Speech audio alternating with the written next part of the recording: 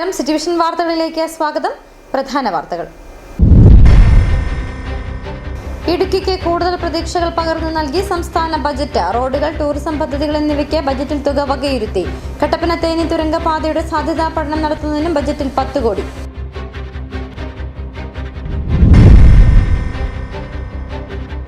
ഇടുക്കി സേനാപതി മാങ്ങാത്തൊട്ടിയിൽ കോഴി ഫാമുകളിൽ അജ്ഞാത ജീവിയുടെ ആക്രമണം. 2 ഫാമുകളിലായി 600ഓളം കോഴികൾ ചത്തു. വനം വകുപ്പ്, മൃഗസംരക്ഷണ വകുപ്പ് ഉദ്യോഗസ്ഥർ സ്ഥലത്തെത്തി പരിശോധന നടത്തി.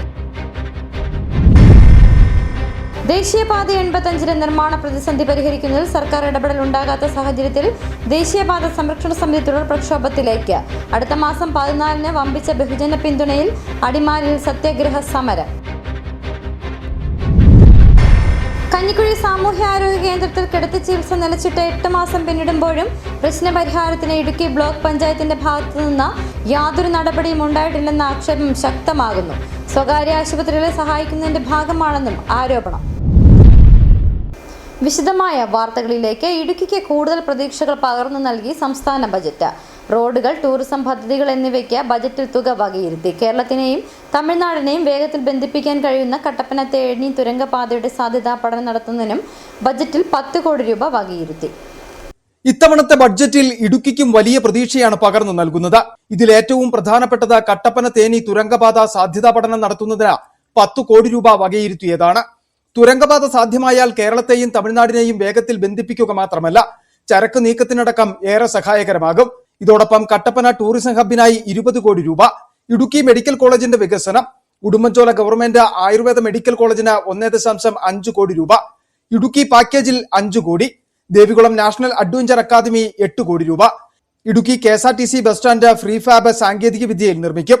കൂടാതെ Chemmannar gap road, Painavu Thannikandam, Ashoka Kavala, Vattavada top station, Ponkunnam, Thodupuzha റോഡുകൾക്കും ബഡ്ജറ്റിൽ തുക വകയിരുത്തിയിട്ടുണ്ട്. News desk സിറ്റിവിഷൻ.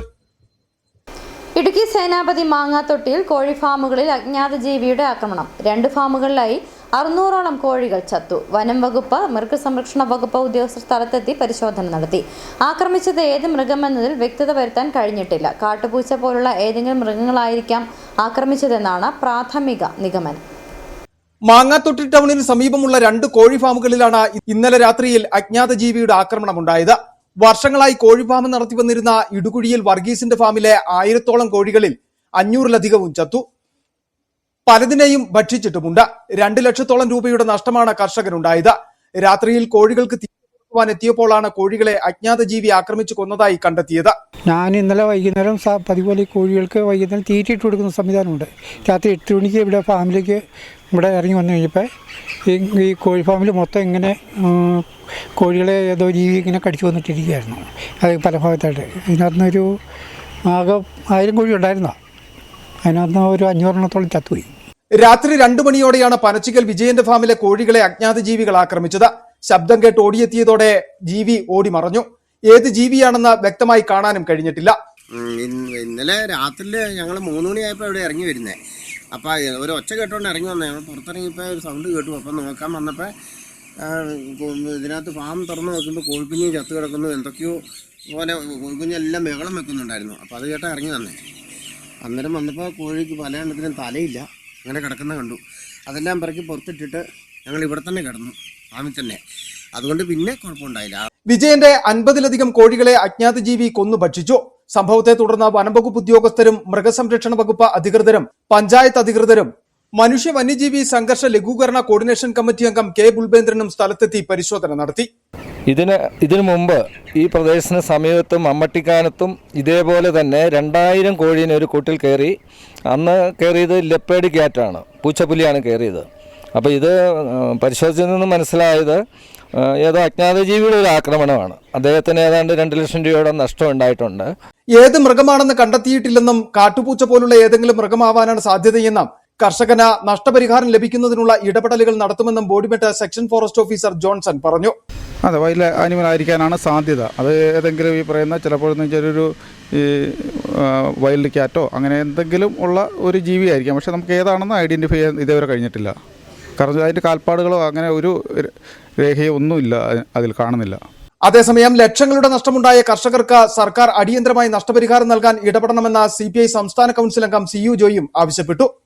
ബന്ധപ്പെട്ട വകുപ്പ് അധികാരികൾ, ഫോറസ്റ്റ് ഡിപ്പാർട്ട്മെൻറ്റും അതുപോലെ തന്നെ മൃഗസംരക്ഷണ വകുപ്പും ഇടപെട്ട് അടിയന്തരമായി ഇത് പരിശോധിക്കുകയും അന്വേഷിക്കുകയും എന്ത് തരത്തിലുള്ള ജീവിയാണ് ഇതൊന്നും യാതൊരു നിശ്ചയവുമില്ല, അത് എന്താണ് ഇങ്ങനെ സംഭവിക്കുന്നത് എന്നുള്ളതിനെക്കുറിച്ച് പരിശോധിക്കുകയും പഠിക്കുകയും ആവശ്യമായ നിലപാട് സ്വീകരിക്കുകയും ചെയ്യണം.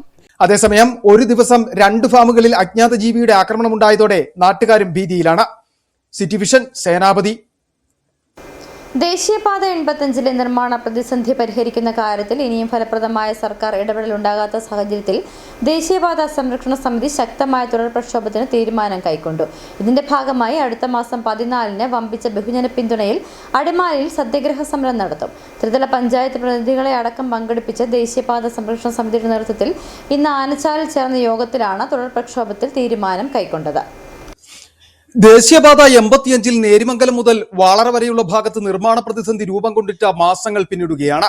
നിർമ്മാണ പ്രതിസന്ധി രൂപം കൊണ്ട ശേഷം നടന്ന കോടതി വ്യവഹാരങ്ങൾക്കൊടുവിൽ നിർമ്മാണ വിഷയത്തിൽ തീരുമാനമെടുക്കുവാനുള്ള അവകാശം കോടതി ചീഫ് സെക്രട്ടറിയെ ഏൽപ്പിച്ചിരുന്നു.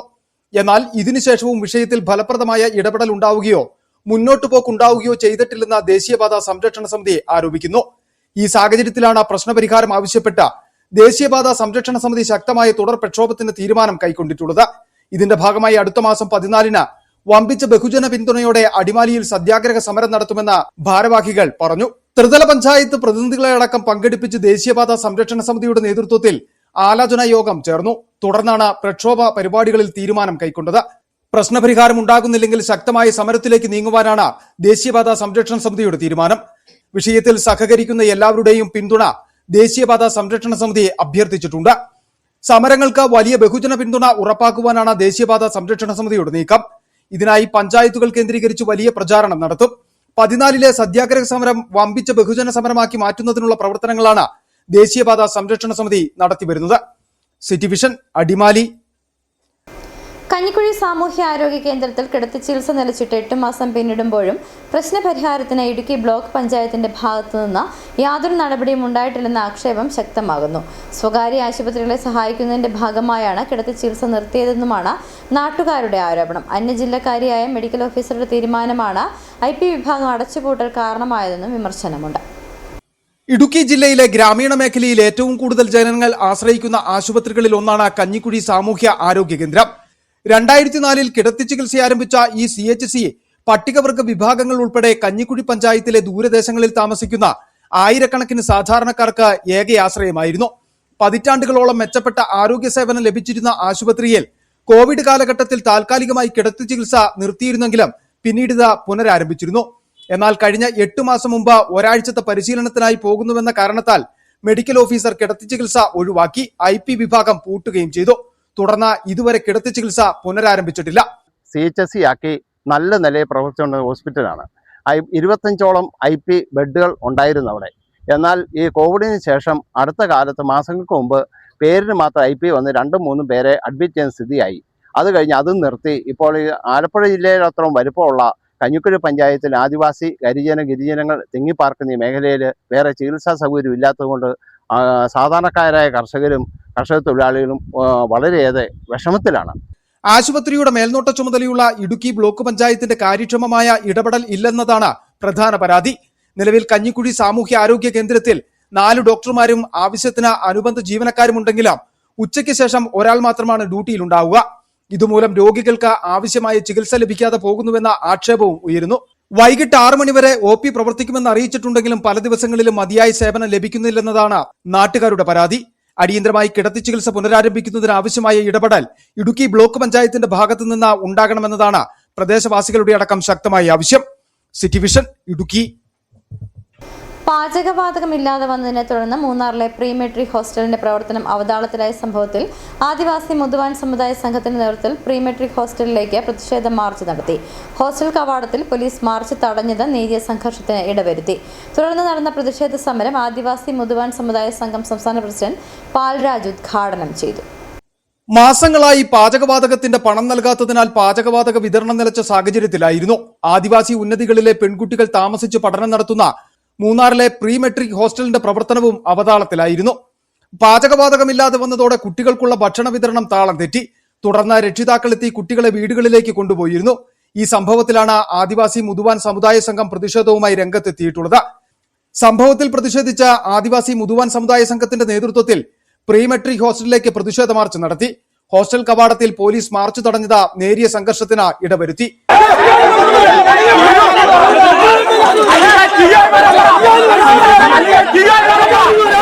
അരിയും പച്ചക്കറിയും അടക്കമുള്ള പലവ്യഞ്ജന സാധനങ്ങൾ കയ്യിലേന്തിയായിരുന്നു പ്രതിഷേധക്കാർ പ്രകടനമായി പ്രീ മെട്രിക് ഹോസ്റ്റലിന്റെ കവാടത്തിലേക്ക് എത്തിയത്. തുടർന്ന് നടന്ന പ്രതിഷേധ സമരം ആദിവാസി മുതുവാൻ സമുദായ സംഘം സംസ്ഥാന പ്രസിഡന്റ് പാൽരാജ ഉദ്ഘാടനം ചെയ്തു. ഒരാഴ്ചയായിട്ട് പട്ടിണിക്ക് കിടന്നിട്ട് ഇവർ അറിയിച്ചിട്ട് പോലുമില്ല.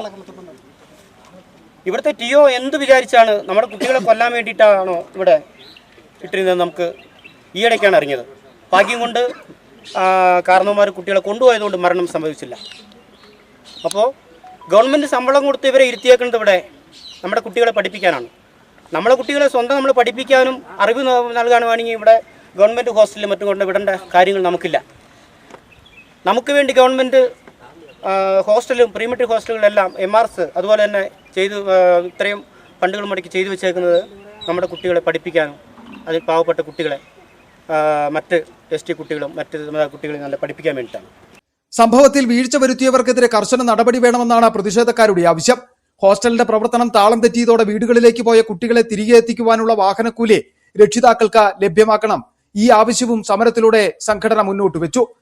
പട്ടികവർഗ വികസന വകുപ്പിന് കീഴിലുള്ള പ്രീ മെട്രിക് ഹോസ്റ്റലിന്റെ ഇടമലക്കുടിയിൽ നിന്നുൾപ്പെടെ 65 പെൺകുട്ടികളാണ് താമസിച്ച് പഠനം നടത്തി വന്നിരുന്നത്. City vision Munnar.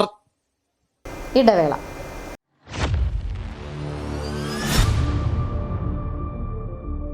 രാജക്കാടിന്റെ ഹൃദയഭാഗത്ത് ഇടുക്കി ജില്ലയിൽ സ്ഥിതി ചെയ്യുന്ന ബേബീസ് മാൾ 20,000 സ്ക്വയർ ഫീറ്റ് വിസ്തീർണം, 2 നിലകളുള്ള ആധുനിക കെട്ടിടം, സൗകര്യപ്രദമായ എസ്കലേറ്റർ സൗകര്യം, ഏകദേശം 100 വാഹനങ്ങൾക്ക് മതിയായ പാർക്കിംഗ് സൗകര്യം, വ്യാപാരത്തിനും ഷോപ്പുകൾക്കും ഏറ്റവും അനുയോജ്യമായ റെന്റലിന് റെഡിയായ റൂമുകൾ ഇപ്പോൾ ലഭ്യമാണ്.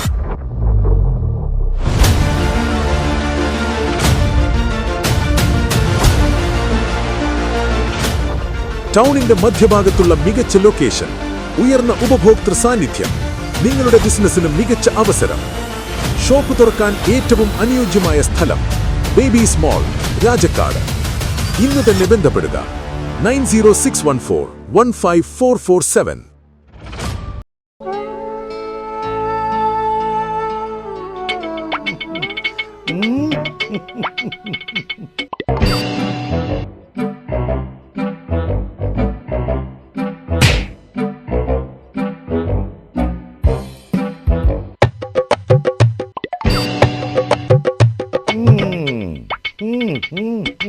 ഇതാണ് സാധനം.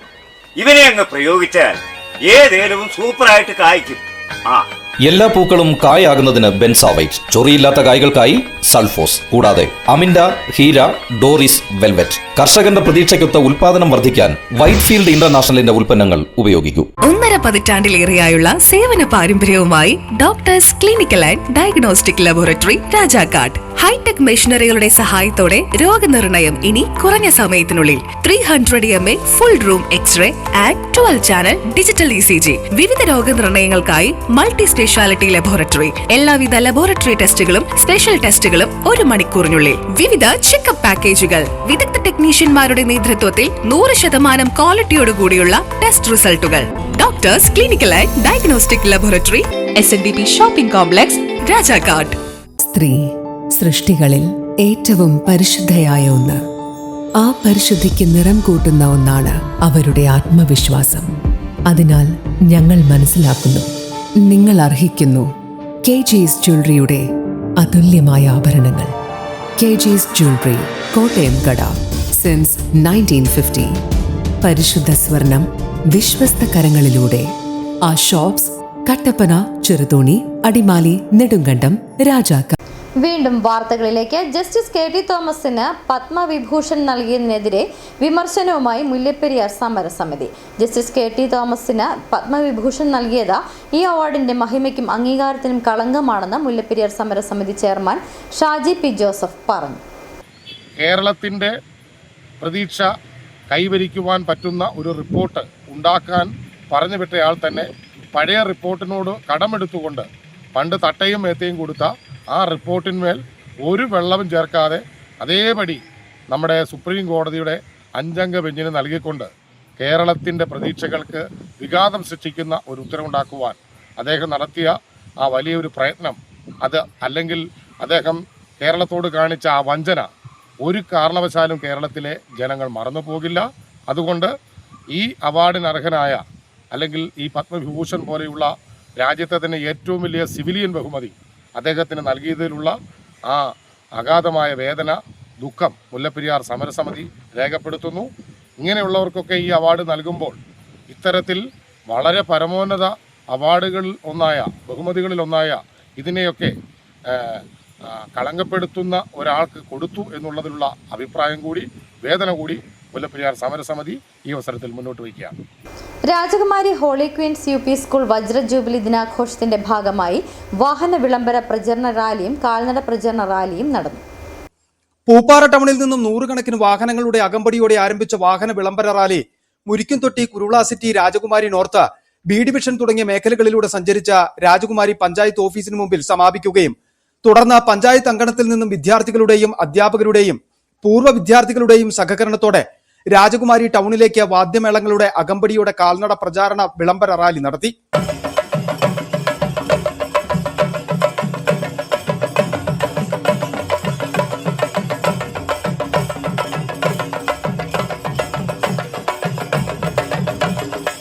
പഞ്ചായത്ത് അങ്കണത്തിൽ നിന്നും ഗ്രാമപഞ്ചായത്ത് പ്രസിഡന്റ് M ഈശ്വരൻ ഫ്ളാഗ് ഓഫ് ചെയ്ത റാലി രാജകുമാരി ടൗൺ ചുറ്റി സെൻട്രൽ ജംഗ്ഷനിൽ സമാപിച്ചു. തുടർന്ന് വിദ്യാർത്ഥികളുടെ ഫ്ലാഷ് മോബും സംഘടിപ്പിച്ചു.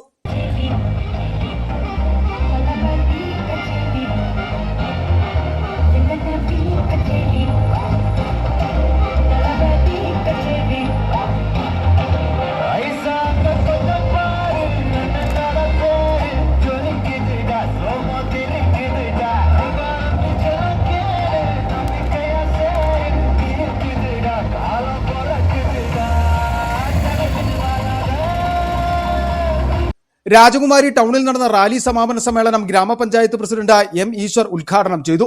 School manager Jose Nerithookkal, school പ്രധാനാധ്യാപകൻ റെന്നി തോമസ്, രാജകുമാരി വ്യാപാരി വ്യവസായി ഏകോപന സമിതി president Kuriakose VV, secretary Roy Varghese, Daisy Mathew, രാഷ്ട്രീയ സാമൂഹിക സാംസ്കാരിക രംഗത്തെ പ്രമുഖർ, ജൂബിലി കമ്മിറ്റി അംഗങ്ങൾ, പൂർവ്വ വിദ്യാർത്ഥികൾ, രക്ഷിതാക്കൾ, അധ്യാപകർ തുടങ്ങിയവർ പങ്കെടുത്തു. സിറ്റി വിഷൻ രാജകുമാരി. പീരുമേട് താലൂക്കിലെ 28ാമത്തെ കെ സ്റ്റോറിന്റെ ഉദ്ഘാടനം നടന്നു. ഉപ്പുതറ ഗ്രാമപഞ്ചായത്തിൽ കൂവലേറ്റത്ത് ഷാജി ലൈസൻസിയായ FPS 166 പുതിയതായി ആരംഭിച്ച കെ സ്റ്റോറിന്റെ ഉദ്ഘാടനം ഉപ്പുതറ ഗ്രാമപഞ്ചായത്ത് പ്രസിഡന്റ് ശ്രീമതി ഷീല രാജൻ നിർവഹിച്ചു.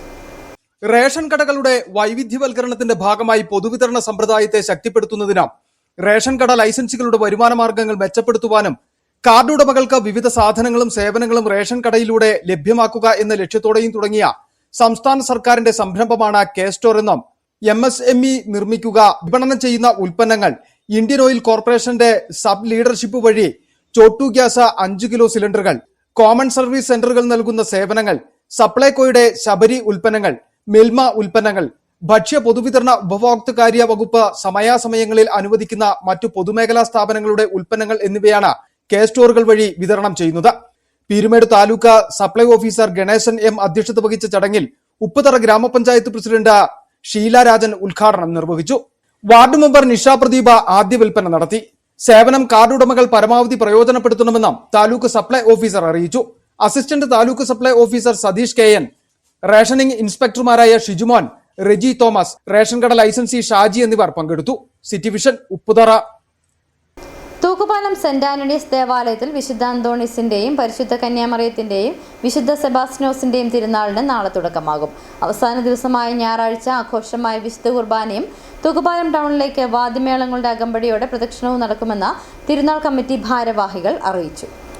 നാനാജാതി മതസ്ഥർ ഒരുപോലെ ആഘോഷിക്കുന്ന ഒന്നാണ് തൂക്കുപാലം സെന്റ് ആന്റണീസ് ദേവാലയത്തിലെ തിരുനാൾ. ഈ വർഷത്തെ തിരുനാൾ നാളെ വൈകിട്ട് 4 മണിക്ക് കൊടിയേറ്റുന്നതോടെ തുടക്കമാകും.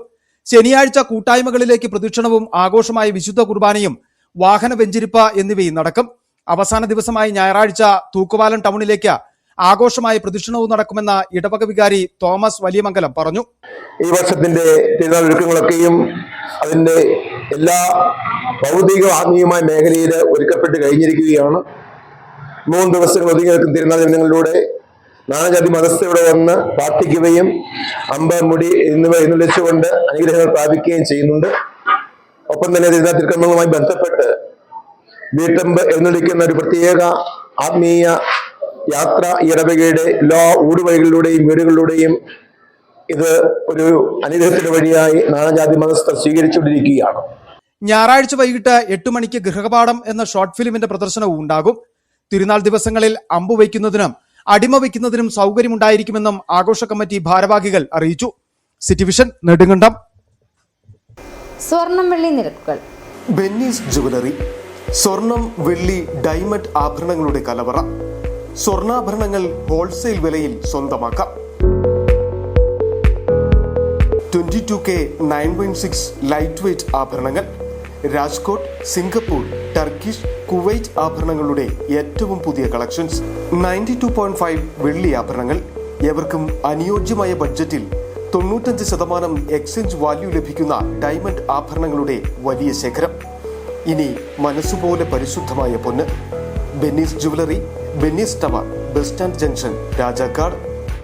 സ്വർണം ഗ്രാമിന് 16,395 രൂപ, പവന് 1,31,160 രൂപ, വെള്ളി ഗ്രാമിന് 425 രൂപ. പ്രധാന വാർത്തകൾ ഒരിക്കൽ കൂടി. ഇടുക്കിക്ക് കൂടുതൽ പ്രതീക്ഷകൾ പകർന്നു നൽകി സംസ്ഥാന ബജറ്റ്. റോഡുകൾ, ടൂറിസം പദ്ധതികൾ എന്നിവയ്ക്ക് ബജറ്റിൽ തുക വകയിരുത്തി. കട്ടപ്പന തേനി തുരങ്കപാതയുടെ സാധ്യതാ പഠനം നടത്തുന്നതിനും ബജറ്റിൽ 10 കോടി.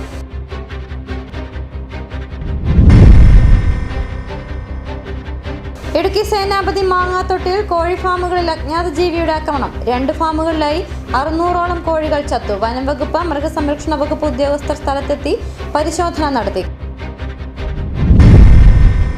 ദേശീയപാത 85 നിർമ്മാണ പ്രതിസന്ധി പരിഹരിക്കുന്നതിൽ സർക്കാർ ഇടപെടൽ ഉണ്ടാകാത്ത സാഹചര്യത്തിൽ ദേശീയപാത സംരക്ഷണ സമിതി തുടർ പ്രക്ഷോഭത്തിലേക്ക്.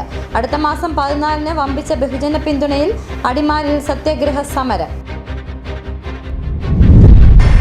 കഞ്ഞിക്കുഴി സാമൂഹ്യാരോഗ്യ കേന്ദ്രത്തിൽ കിടത്തി ചികിത്സ നിലച്ചിട്ട് 8 മാസം പിന്നിടുമ്പോഴും പ്രശ്നപരിഹാരത്തിന് ഇടുക്കി ബ്ലോക്ക് പഞ്ചായത്തിന്റെ ഭാഗത്തുനിന്ന് യാതൊരു നടപടിയും ഉണ്ടായിട്ടില്ലെന്ന ആക്ഷേപം ശക്തമാകുന്നു. സ്വകാര്യ ആശുപത്രികളെ സഹായിക്കുന്നതിന്റെ ഭാഗമാണെന്നും ആരോപണം. ഇതോടെ വാർത്താ ബുള്ളറ്റിൻ പൂർണ്ണമാകുന്നു. ഇടവേളയ്ക്ക് ശേഷം താരത്തിളക്കത്തിൽ അതിഥിയുമായി സന്ദീപ് രാജാക്കാട് എത്തും. നമസ്കാരം.